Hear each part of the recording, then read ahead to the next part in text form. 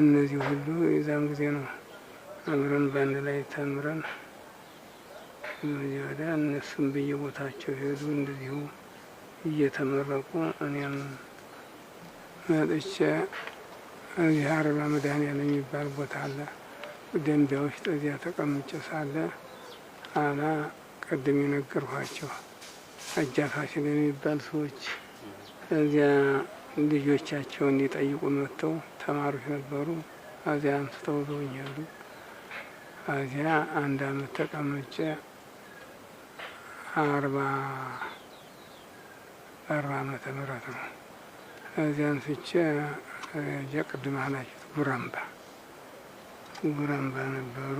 አለቃ ፈጠነ የሚባሉ የድጓ መምህር ነበሩ። እነዚያ ቦታውን እዚያ ሰጡና እዚያ ሰርተን እዚያው በዛቸው አካባቢ 1-3 አመት አስተማሩኝ። እዚያ ስማዳ አልኩኝ። ስማዳ ደግሞ 4 አመት አስተምሬ እንደገና ከዚህ ደግሞ እንዲሁ ሰዎች ይዘው ይመጡ እዚህ ገባሁኝ። አሁን አለሁኝ እዚህ። ከስንት አመት ጀምሮ ነው እዚህ ወንበር ዘርግተው ያስተማሩት? እዚህ በ50 ነው መስለኛል። በ50 ዓመተ ምህረት 50 ዓመት ያህል አስተምረዋል ማለት ነው። እዚህ ወዲህ ነው ያስተማሩ። በ53 ይሆናል 55 ዓመት የመጣሁት። 55 ዓመት ሆናቸው። 53 ዓመተ ምህረት ነው ጉባኤ ተክለው ማስተማር የጀመሩት። አጠቃላይ በ40 ነው በ40 ነው ጉባኤ አጠቃላይ ተከሉት። ዛራ ሚካኤል መቼ ነው የመጡ? በ50 ጀምሮ ደግሞ ዛራ ሚካኤል አለ 53 እንዴ ነው 53 ጀምሮ። እዚህ የሚሰጠው ጉባኤ ቤት ምንድነው? የሚሰጠው ትምህርት ምንድነው? ይኔታ ቀኔ ቀኔ ብቻ ነው። መጽሐፍት አዲሳታው ነገስቱ የሚማር እየተቸገረ ነው እየጣለው እየሄደ።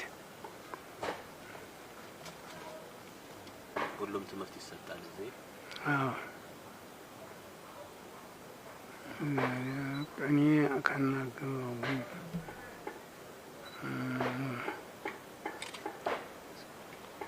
እርባቅም ምርካና የተባሉ የቶች አባቶች የነን ታቦሮች የሚባሉ ነበሩ። ደሴ የነሱ እኛ መምህራችን መምህራት ይባሉ ነበር። እሳቸው ነው ይዘመጡ።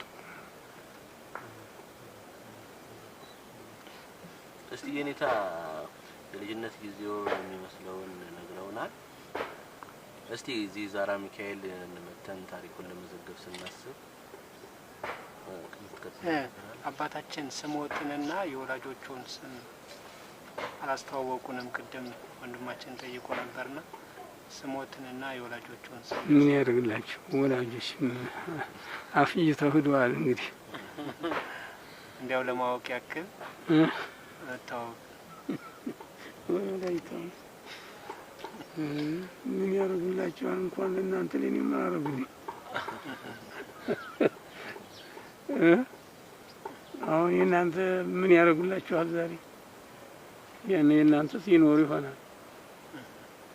እኛማ ሄደዋል። በዚያም በአባታችንም በእናታችንም ሄደዋል ወደ ሀገራቸው። ምን ያደርጋል ዛሬ? መቼም ጋዜጠኛ የአንድን አባት ሲዘግብ